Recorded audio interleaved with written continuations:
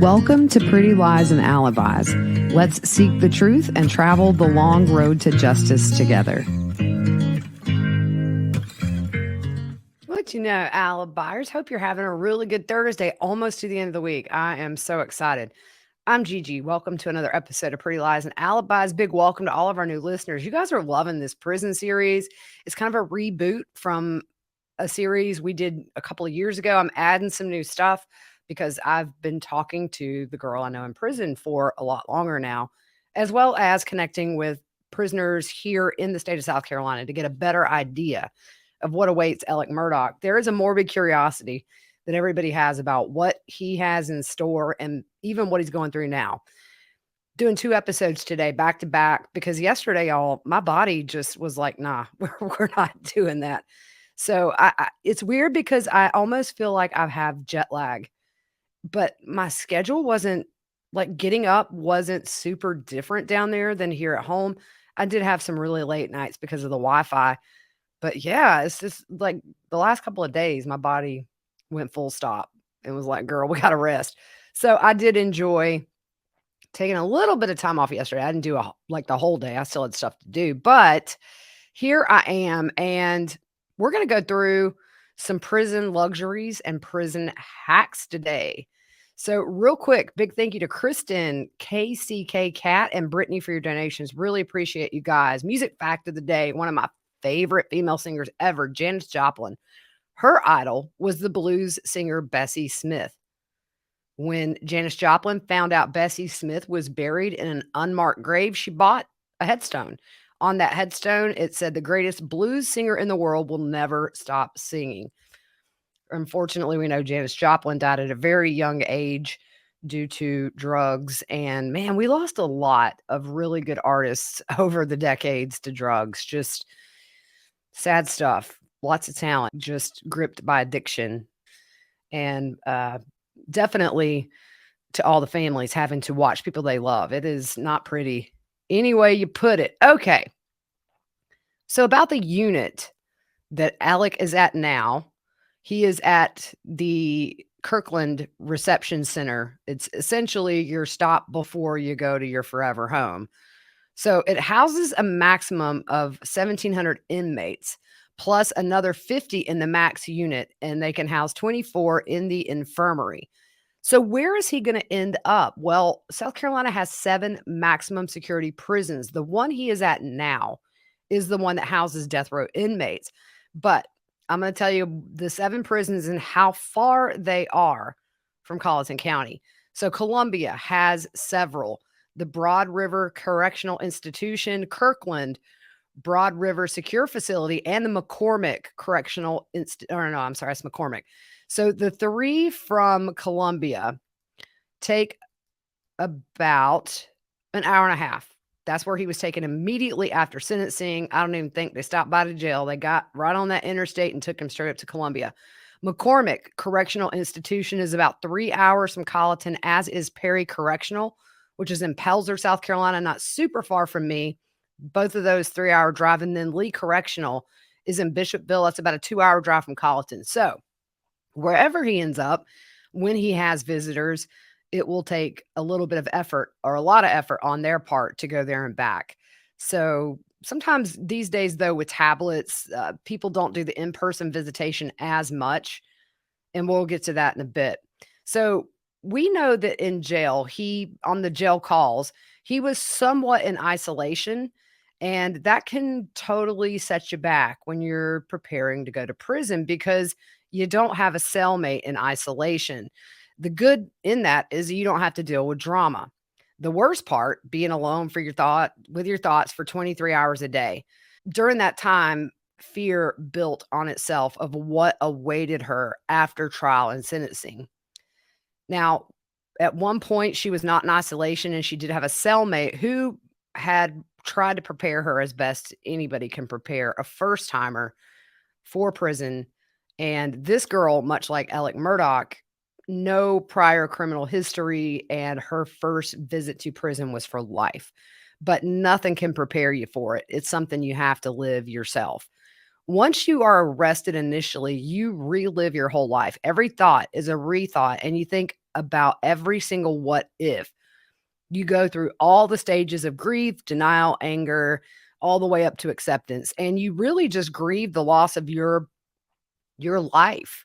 People have asked me or have expressed their sympathies for this girl I know. I don't feel that way. There was, an action that has a consequence legally, and I am sad for the person I knew because the person I knew would have never done anything like this. But you hang out with the wrong people, eventually it'll catch up with you. And I feel like until a court of law determines she should not be a lifer, which there are appeals in place, but I respect the law. I respect the ruling of the jury and the sentencing, and that's kind of what it is. But mostly, just still shocked because this is a person who did not come from any kind of a criminal background, was raised in a very nurturing household, very loving household, and it happened. So I love nature versus nurture. If you're new to the show, I'm always fascinated by that. Is it encoded in our DNA? Is being a criminal something that's handed down from generation to generation like an heirloom? Or is it just one of those things that one bad decision? We know with Alec, it was a lot of bad decisions, y'all. I think a lot of things we don't know about yet. I think there's so much more to come. But you do grieve the loss of your life, and that's something that I have heard from several people who are incarcerated for very long amounts of time. And I said on a prior episode, a lot of times prisoners do not, kinda grieve what they've done. It's more of a personal feel sorry for yourself that you ended up here. And she said some people really do spend their time in lockup feeling bad for what they did to people. It's not like every inmate doesn't feel shame or regret for what they did, but she said a lot do not. The other thing I was thinking about as far as segregation is you think about the number of people the Murdoch family, the generations of solicitors have put in prison.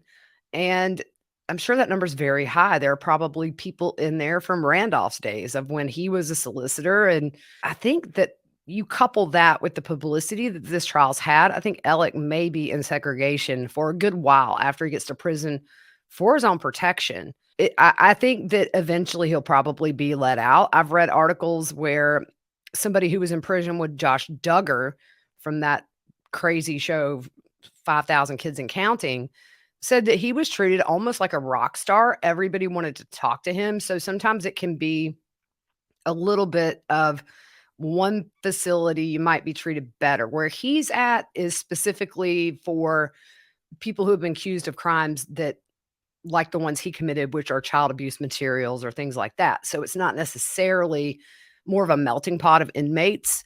And it seems like those type of inmates are attacked more. So he's in a federal facility that mainly houses the same type of offenders. But state prison in South Carolina, you might be in there with somebody who, like Alec, is white collar crimes and violent crimes. And that so it's a big mix. And then you get people that want to make a name for themselves saying, "Oh, I beat up Alec Murdoch." I just feel like he's gonna be probably by himself for quite a while. Now, what happens when you're in protective custody? Well, a lot of times, it can be 23 hours a day you're locked up. You may be in a smaller pod of people that aren't deemed to be dangerous to others that might be able to congregate and get together in a little common room. Some prisons have like a cage attached to that cell where they can go in a just a gated area just outside the cell and sit outside, but you're pretty much alone. But people get creative. You can use fishing lines to pass your notes, or you can use your voice to yell to the nearest inmate. Fishing lines can be made from bed sheets. What you can do is if you want to communicate or pass things back and forth is get bed sheets and tear them, and then you weigh them down with batteries, and then you put whatever item or note you wanna pass to the next one, and apparently, you get really good at this. I watched a couple of YouTube videos on it, and it's like they are just hitting the same spot every time. I guess you learn things like that when you got nothing to do 23 hours a day. Also, your commissary can be limited. Commissary is a big, big deal in prison and jail because it's just those little comforts from the outside world that you can get, which if you don't like jail or prison food, which Alec complained about on the jailhouse tapes, you can order stuff It's supposed to be at a fair market price. I have seen them way overpriced. But let's go through rules for segregation in South Carolina. Essentially, all cells in which inmates are confined conform to the following requirements. The cell must be at least 35 square feet of unencumbered space for the single cell occupant, 25 square feet of unencumbered space for each additional inmate in shared housing. Now, this was revised 20 years ago. It may have changed, but I've been unable to find anything updated on the what's supposed to be the rules for segregation. When confinement exceeds 10 hours per day, there are at least 70 square feet of total floor space for the single cell occupant and at least 50 square feet of total floor space for each occupant in a shared housing environment if you have a bunkie or a cellie. Unencumbered space is usable space that is not encumbered by furniture or fixtures. I haven't read any news articles saying that they plan to put him in segregation. A lot of those decisions are probably being made at intake as far as where he's going to go, which is based on a lot of factors. He's getting all the testing done, all that stuff. And then I guess maybe just doing some inventory of the risks to him personally of being a gym pop inmate. I think right now are pretty darn high. All right, so we are going to do some prison hacks first. Do you want risotto while you're serving hard time? There's a way. All you do, soak your plain rice in apple juice, and it tastes kind of like risotto. You want prison cake to celebrate your incarceration day or your birthday or your Sally's birthday? Well, you can make prison cake. You take cookies. Most people prefer peanut butter cookies, so you can scrape that layer of peanut butter out to use in the cake. You take peanut butter cups, a chocolate bar like a Hershey's bar, plain chocolate, 1 scoop of peanut butter, 2 scoops of cappuccino mix. You take that cookie, crush it down to almost like a fine powder. Mix it with milk or water to make that dough. Then you spread it out on that bottom layer. For the filling, you break up peanut butter cups and add in 2 scoops of the cappuccino mix, add water, stir that up. You're going to melt that in a microwave or with hot water for 15 seconds until it's like melted caramel. So the layers, you put a layer of dough, you put a layer of that peanut butter filling, a layer of dough again, layer of peanut butter filling. You can layer it with like honey bun cakes, any kind of sweet that you could get from the commissary. It's just personal preference, obviously. And then you melt the chocolate bar with hot water, tear a corner off of the packaging. Then you drizzle that over the cake. You can do the same with peanut butter. And they recommend you cool it on ice for 2 hours. Want some prison cheesecake? Easy. Crush up some graham crackers, layer it with soft cheese on top. You can flavor the cheese with lemon juice or any other kind of fruit juice to give it a little New York style cheesecake taste. Some more prison hacks. Women and men both often use Kool-Aid powder or sports drink powders to make hair dye. Tampons and pencils can be used to curl hair. You want bigger curls, just use a big fat marker, or you could just wrap them around those prison bars, I guess. Tube socks can be cut to make headbands or arm covers if your arms get a little cold inside. And hot pots. So we know those, they kind of look like the pitchers where you can warm up water and make soups and things. Well, a lot of times prisons pull those because what happens, you get mad at your cellie, you turn on your hot pot and scald them. So inmates get creative and make homemade hot pots, which sounds so dangerous, y'all, but you can make it out of old electrical cords and nail clippers. You put plastic between the 2 sides of a pair of broken nail clippers, attach the cord, and plug in with the nail clippers.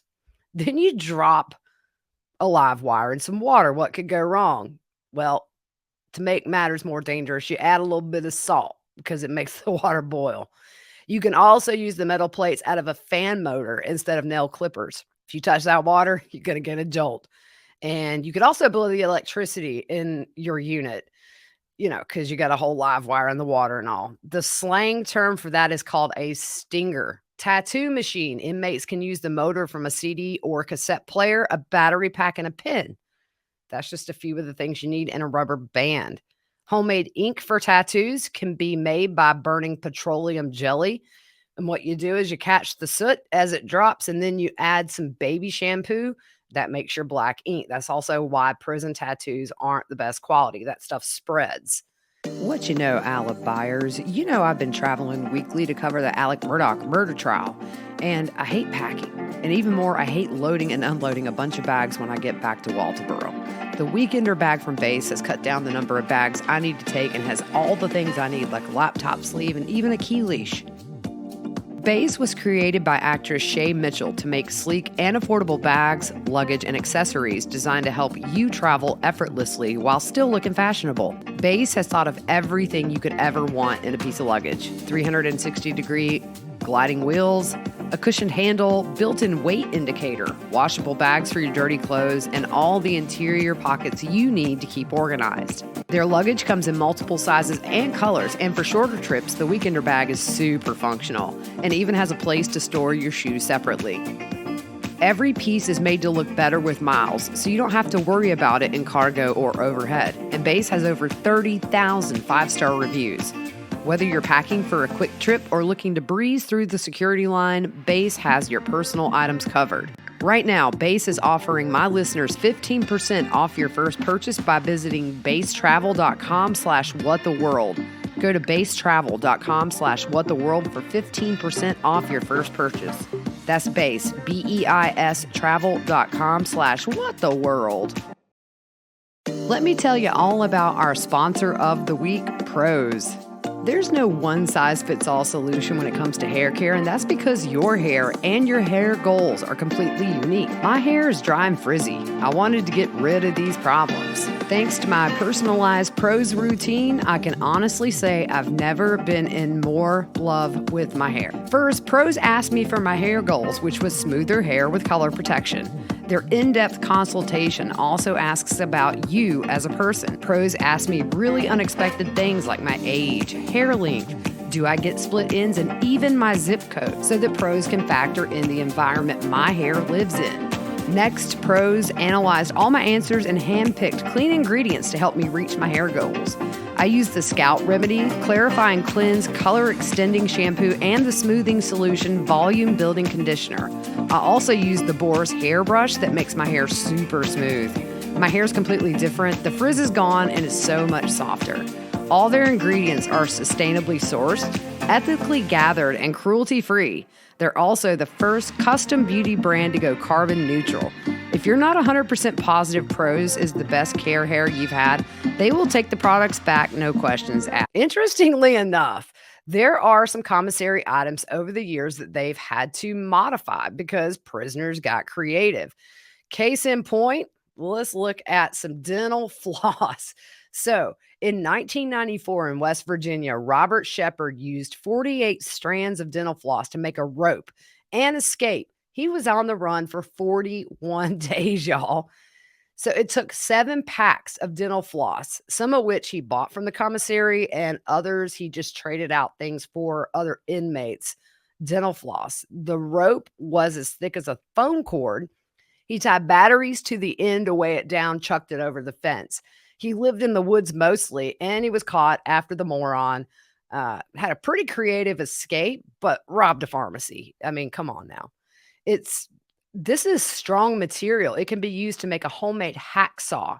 Mythbusters actually used dental floss to cut through steel pipe. It took like 300 days to do it, but they did it.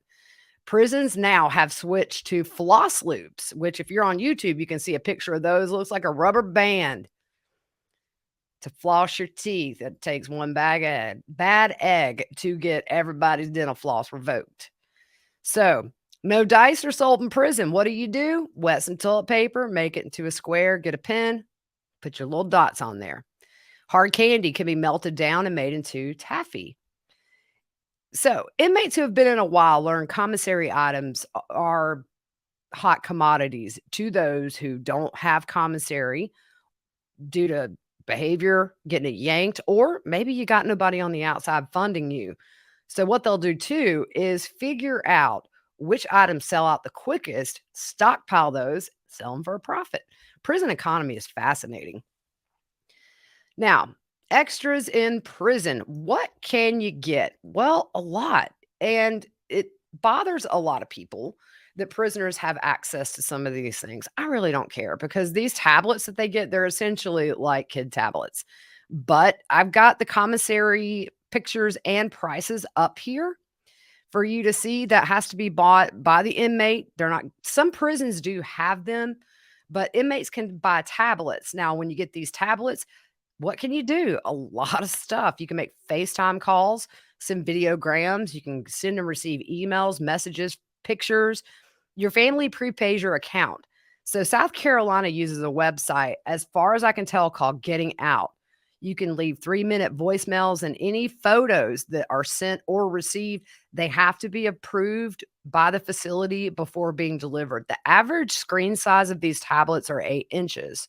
Some jails I have read are offering them for free with limited content, such as learning materials, religious materials, things like that. Some jails, you can rent one for $5 a day. Now, they say that this actually cuts down on behavior issues because it's one of the first things they're going to take away if you've been a bad boy or girl. You think about it, it's a really good behavior incentive for commanding officers and these people that work the jails and prisons to have, because the more you can take away things where, like, almost like a kid, where it hurts the most. So what else can they do on tablets?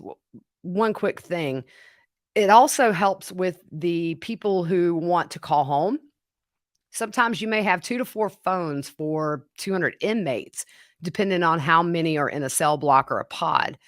And so with these tablets, if you can afford one, then you can do your calling from inside your cell. It's private. You don't have to talk in front of 20 people, 40 people waiting in line. They also can file grievances. They can complete legal documents. They can order their commissary. They can get job and life skills. They have access to a law library and self-help books. I think that Alec will do fine when he's in Gen Pop, at least as far as his worth to other inmates. He's an attorney. He has practiced law for years, and he's going to end up and become the prison attorney. Now, that can backfire, and we talked about that before too. Inmates have no access to core devices in those settings other than volume control, rotation. He should know all about phone rotation, and also the brightness control. Now, I've watched some reviews of these tablets. I've watched some TikToks where people show how they work. There is a consistent complaint about video visits having bad audio. It sounds like people are in a wind tunnel, but hey, come on. You're in prison. You get to have video visits with your family. If the audio is bad, at least you can sit there and wave.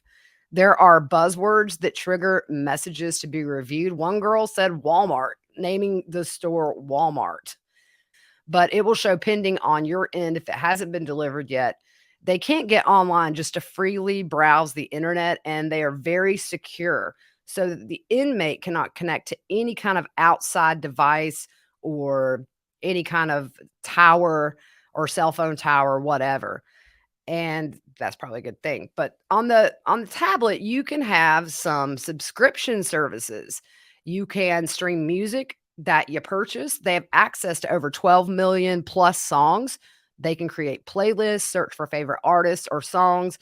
They can do unlimited repeated listening. Now, I'll put the price list up here. One song is $6.84. 20 songs, $32.49. I did look, you can get Pink Floyd. So if I'm going to the pokey, y'all, just somebody buy me a tablet and load me up with some music credits, and I'll just listen to Pink Floyd. Ebooks, they have access to those, over 70,000 titles, all genres. These are all subscription services. They also have access to a FM radio and TV audio. These tablets come with headphones. Typically, your radios, tablets, and TVs don't come with speakers because it just causes arguments between people. So you have to buy the headphones or earbuds. And you can see here the prices for those range from headphones for $9.15 all the way up to $50 for the nicer brands. Messages actually can cost up to 25 cents per message. So it can get very expensive. And it is something that prisoners, as well as their families, have complained about over the years. People living in poverty don't have the excess money to provide tablets or make those calls or load up these accounts.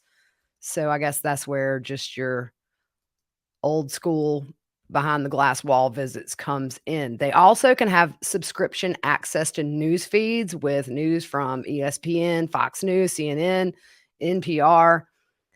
So, there are things that they can do to entertain themselves, I guess, if they have the means to do it on the outside. But it's just one of those first things taken away with discipline issues, as well as commissary, which is one of the comforts, I guess you could say, of prison, because they can choose something tangible for themselves, which is something prisoners really have no freedom to do, is choose anything. So, from the jailhouse calls, we know that Alec was getting like $60 a week for commissary, or that was his max that he could do. In in prisons, it's really common to do now quarterly boxes. These are something you get every quarter. There's a larger amount you can spend, but most institutions have a weight limit for what you can order. So, for instance, the maximum in South Carolina is 464 ounces per order. Now that's like 20 something pounds, almost 30 pounds. But if you're ordering a lot of liquid stuff, such as drinks or personal care items, it's really going to eat into how much you can get. You're only allowed to buy 12 of the same items except ramen. You can get 4 packs, but let's say you want some Hershey bars, you can only get 12. Clothing is only allowed to be purchased in the first and third quarters. So, what are some of the price of things? A TV, a 15-inch full HD TV with a CD player and FM radio is $239.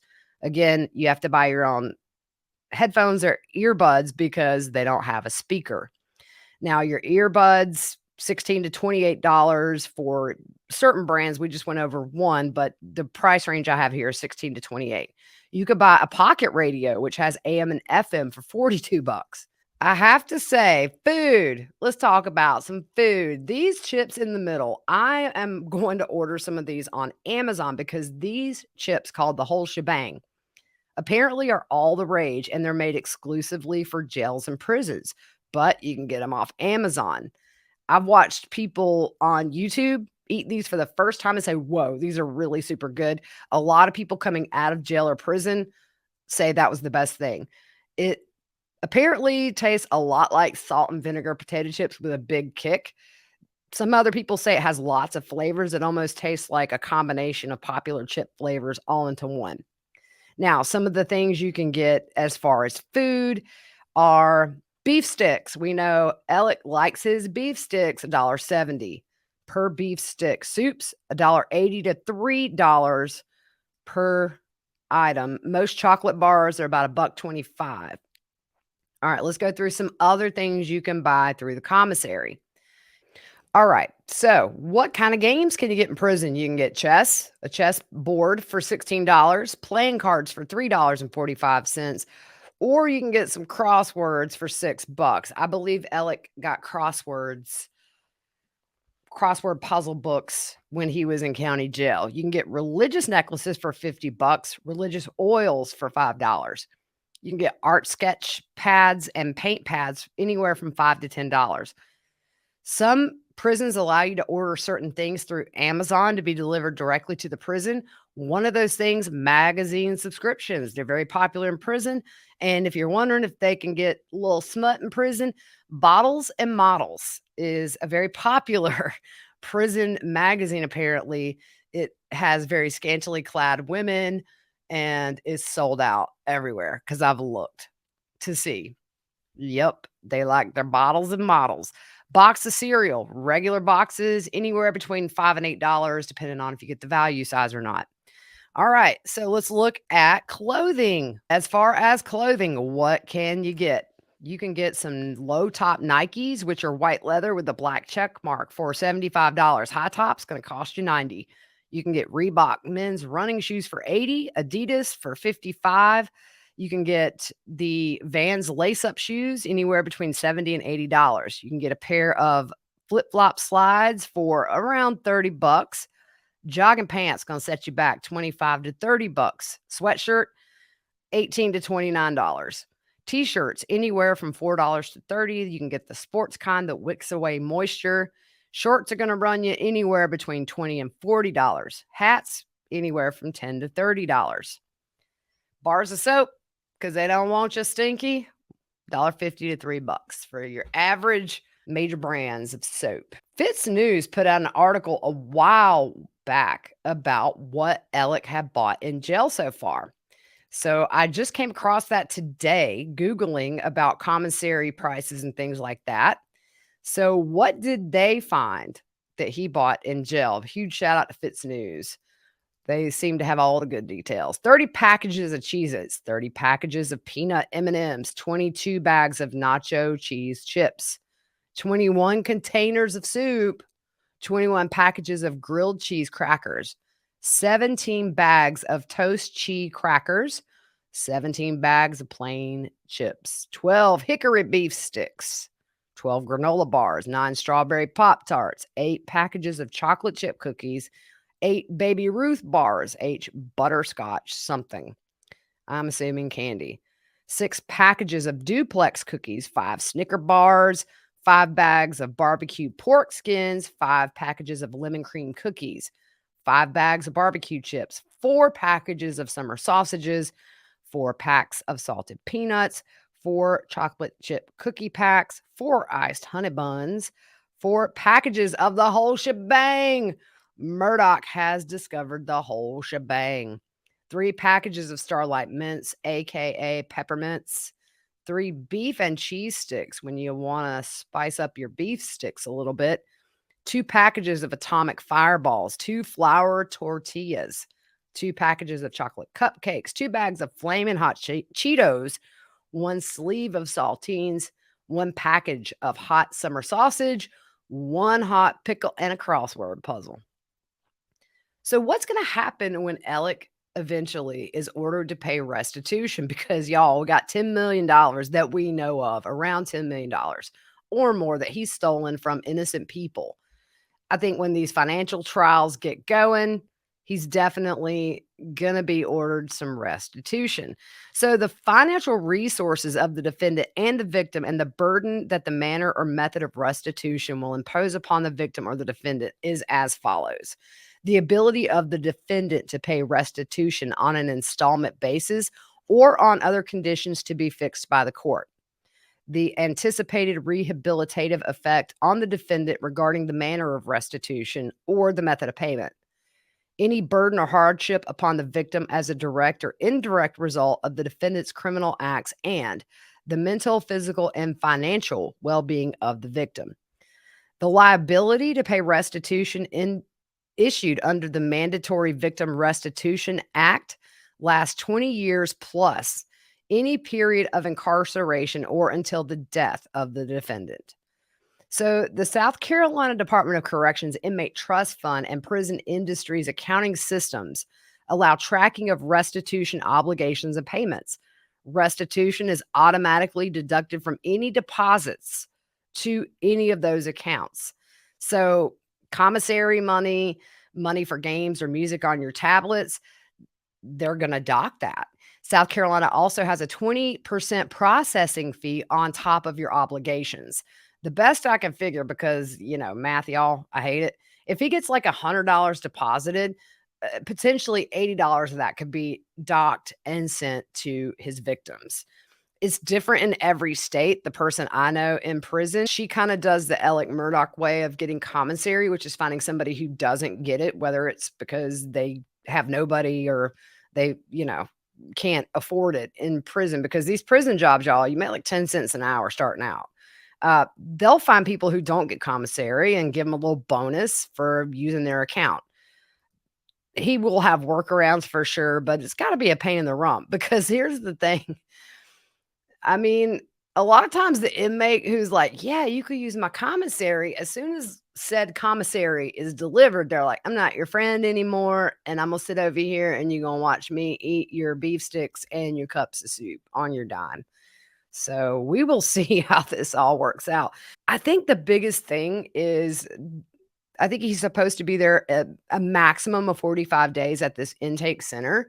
And you have to wonder what's going through his mind because everything that the person I know in prison has said is that it doesn't really seem real until you're on that transport bus, not to your intake facility, but on your way to prison, your forever home, right? He's a lifer.